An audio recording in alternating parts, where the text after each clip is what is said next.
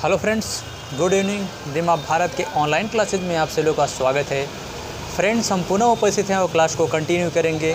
हम लोग मध्यकालीन इतिहास का अध्ययन कर रहे हैं और मध्यकालीन इतिहास में हम राजपूत काल का अध्ययन कर रहे हैं। राजपूत काल में हमने कई राजवंशों के बारे में पूरा डिटेल से कवर किया है। आप प्लेलिस्ट में जाकर के वहाँ पर देख सकते हैं। जैसे आप देखेंगे तो गढ़वाल वंश, सोलंकी के चालुक्य वंश, चंदेल वंश, परमार वंश, पाल वंश, सेन वंश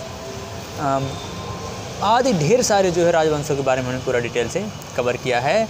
तो आज हम बात करेंगे हिंदू शाही राजवंश की। हिंदू शाही वंश, अगर आप वर्तमान में हिंदू शाही वंश की स्थिति की बात करेंगे तो आज का जो काबुल घाटी है, काबुल घाटी और साथ ही साथ गंधार प्रदेश वाला जो क्षेत्र है, वहाँ पे मध्यकाल में वहाँ पे एक हिंदू शाही वंश की स्थापना हुई थी।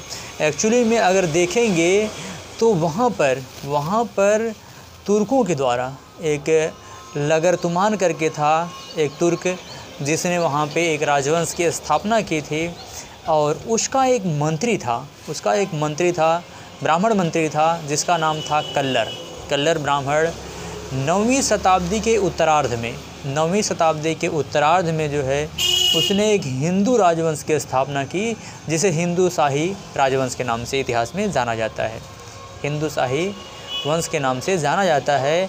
और हिंदू शाही वंश का सबसे प्रतापी राजा की जो चर्चा होती है, जिस राजा की बात होती है, वह था जयपाल।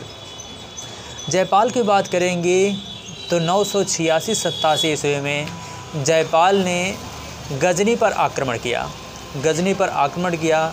हालांकि उसे सफलता नहीं मिली, किंतु उसे संधि करने के लिए विवश होना पड़ा। गजनी से उसे संधि करने के लिए विवश होना पड़ा। और गजनी पर इस समय जो शासन था वह अगर आप देखेंगे तो अलप्तगीन के बाद सुबुत्तगीन आता है। तो इस समय जो टाइम पीरियड था जो गजनी पर शासन कर रहा था वह सुबुत्तगीन था। और सुबुत्तगीन का जब उत्तराधिकारी उसका पुत्र हुआ महमूद गजनवी 998 से लेकर के 1023 ईस्वी तक महमूद गजनवी का टाइम पीरियड रहा। तो महमूद गजनवी ने 1001 ईस्वी में उसने हिंदू शाही वंश पर आक्रमण किया और हिंदू शाही शासक जयपाल पराजित